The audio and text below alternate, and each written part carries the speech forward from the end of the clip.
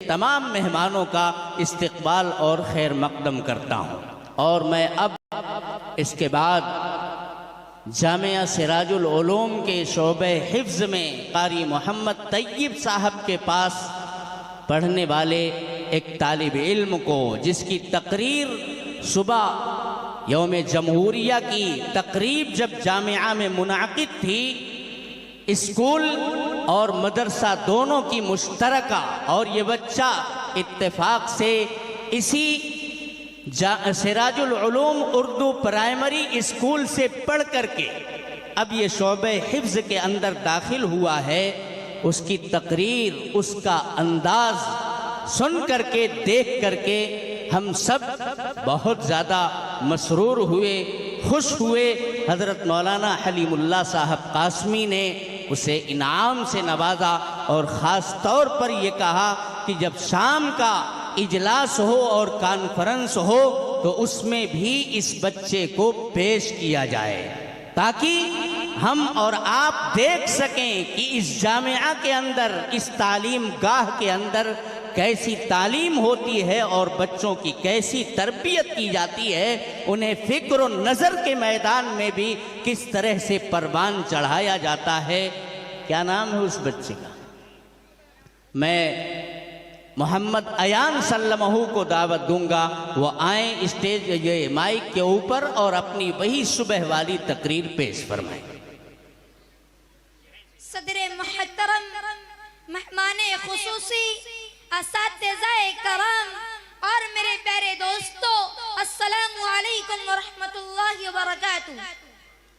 میں جشن یوم جمہوریہ کے اس موقع پر ایک شعر کے ساتھ اپنی تقریر کا آغاز کرتا ہوں کہ وطن آواز دیتا ہے، وطن کی شان بن جاؤ، وطن آواز دیتا ہے، وطن کی شان بن جاؤ، اٹھو اٹھ کر نئی تاریخ کا عنوان بن جاؤ۔ جیسا کہ آپ سب بے حسن بے خوبی واقف ہیں کہ ہندوستان کی تاریخ میں جشن یوم جمہوریہ 1950 سے بڑی دھوم دھام کے ساتھ منایا جا رہا ہے۔ سامعین حضرات، ملک کو آزاد کرنے کے لیے خصوصاً علماء اور عواماً تمام مذہب کے لوگوں نے بڑی جد و جہد کی، تب جا کر کے یہ ملک 15 اگست 1947 کو آزاد ہوا۔ لہٰذا ملک کو بہتر طریقے سے چلانے کے لیے ایک دستور، ایک آئین کی ہم ضرورت تھی، کیونکہ یہاں پر مختلف مذہب کے ماننے والے، مختلف زبانوں کے بولنے والے لوگ رہتے ہیں۔ ہمارے مسلمانوں کی رہنمائی کی قیادت اور ڈاکٹر بھیم راؤ امبیڈکر کی صدارت میں 2 سال 11 مہینے 18 دن میں ہمارے ملک کا دستور بن کر تیار ہوا۔ 26 جنوری 1950 میں اسے پورے ملک بھر میں نافذ کیا گیا۔ اس لیے ہم سب اس تقریب کا اہتمام کرتے ہیں اور اپنے اسلاف جنہوں نے وطن عزیز کی خاطر اپنی جانوں کا نذرانہ پیش کیا، ان کی یاد میں تقریر، گیت وغیرہ پیش کرتے ہیں۔ آج ہم تمام لوگ ان تمام شہید وطن کو خراج عقیدت پیش کرتے ہیں۔ اس شعر کے ساتھ خشک ہو کر بھی مہکتے ہیں گلابوں کی طرح، خشک ہو کر بھی مہکتے ہیں گلابوں کی طرح، چند چہرے جو مقدس کتابوں کی طرح۔ ہم تمامی حضرات کا اخلاقی فرض بنتا ہے کہ اپنے اسلاف جنہوں نے وطن عزیز کی خاطر اپنی جانوں کا نذرانہ پیش کیا، ان کی قربانیوں کو نظر انداز نہ کرے اور ضائع نہ ہونے دے۔ آج انہیں کی کاوشوں کا صلہ ہے کہ آج ہم انگریزوں کی غلامی سے آزاد گئے۔ جیسے پنڈت جواہر لال نہرو، مہاتما گاندھی، مولانا ابوالکلام آزاد، لال بہادر شاستری، بہادر شاہ ظفر، اشفاق اللہ خان وغیرہ وغیرہ کی ان کاوشوں سے ہندوستان آزاد ہوا۔ کبھی زمین سے تو کبھی آسمان سے گزرے ہیں، کبھی زمین سے تو کبھی آسمان سے گزرے ہیں، قدم قدم پہ کٹھی امتحان سے گزرے ہیں، لگا دی جان کی بازی وطن کی عظمت پر، کچھ ایسے لوگ بھی ہندوستان سے گزرے ہیں۔ ہمارے بہت سے علماء کرام اس آزادی وطن کے لیے اپنی جانوں کا نذرانہ پیش کیا، اب پھانسی پر لٹک گئے۔ آج ہم جیسے سب ذات کا حق بنتا ہے اس ملک پر، ویسے ہمارا بھی ہے۔ ایک محبت ہم نے بازاری نہیں کی، وطن کے ساتھ ہم نے غداری نہیں کی۔ ایک شعر اور ذہن میں رچ کر رہا ہے کہ خود کو مہان ہم نے بتایا نہیں کبھی، خود کو مہان ہم نے بتایا نہیں کبھی، یعنی معیار اپنا گھٹایا نہیں کبھی، کر کے دریا میں ڈال دی، احسان کر کے ہم نے جتایا نہیں کبھی۔ ہم ہندوستان جلسے یوم جمہوریہ مناتے ہیں، ہندوستان کے سب سے پہلے صدر جناب ڈاکٹر راجندر پرساد منتخب ہوئے۔ ہم 26 جنوری جلسے یوم جمہوریہ مناتے ہیں اور جات پات کے بھید بھاؤ کو مٹا کر ایک جگہ جمع ہو کر اپنے رہنماؤں کا تیار کردہ دستور آئین کی پاسداری کا ثبوت فراہم کرتے ہیں اور اس بات کا اعتراف کرتے ہیں کہ آپسی اتفاق و اتفاق اور ایکتا کے دروازے کو ہمیشہ کھلا رکھیں گے اور یہ بھائی چارہ گنگنا جمنی تہذیب کے سنگم کو ہمیشہ بنائے رکھیں گے۔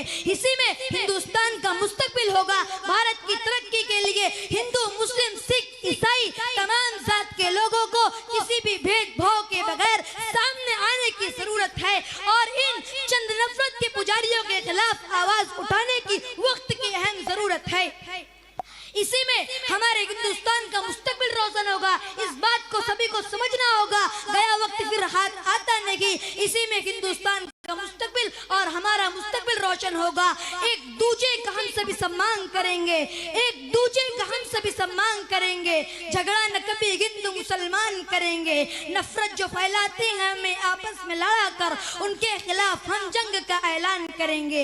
ایک شعر بول کے میں اپنی تقریر ختم کرنا چاہتا ہوں کہ ایک دوسرے کا ہم سے سمان کریں گے، جھگڑا نہ کبھی ہندو مسلمان کریں گے، نفرت جو پھیلاتے ہیں ہمیں آپس میں لڑا کر ان کے خلاف ہم جنگ کا اعلان کریں گے۔ اگر خاموش رہتا ہوں تو غیرت مار ڈالے گی،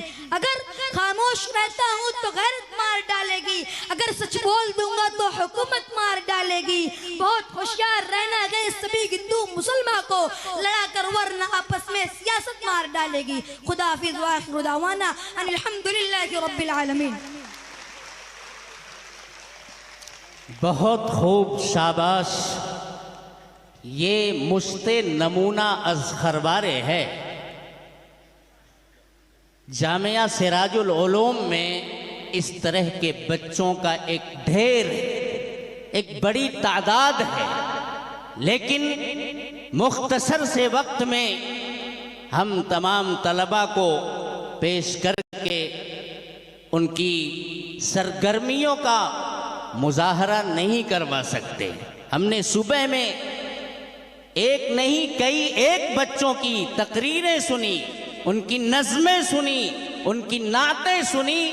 الحمدللہ ہمیں یہ محسوس ہوا کہ جامعہ سراج العلوم کے اندر چاہے وہ اسکول کی تعلیم ہو یا وہ مدرسے کی تعلیم ہو، الحمدللہ تمام کارپردازوں میں اخلاص اور للہیت کے ساتھ کام کرنے کا ایک جذبہ ہے، ایک حوصلہ ہے، جس کی بنیاد پر اللہ تبارک و تعالی اسے ترقیات کی تمام منزلوں سے ہمکنار کرتا جا رہا ہے۔ ہم سب دعا کرتے ہیں اس بچے کے لیے بھی اور جامعہ کے ایک ایک بچے کے لیے، تمام فرزندانوں کے لیے کہ اللہ تعالیٰ ان سب کو اسی طرح باصلاحیت بنائے، ہماری آنکھوں کی یہ ٹھنڈک بنے، ہمارے دل دماغ کا یہ سرور بنے۔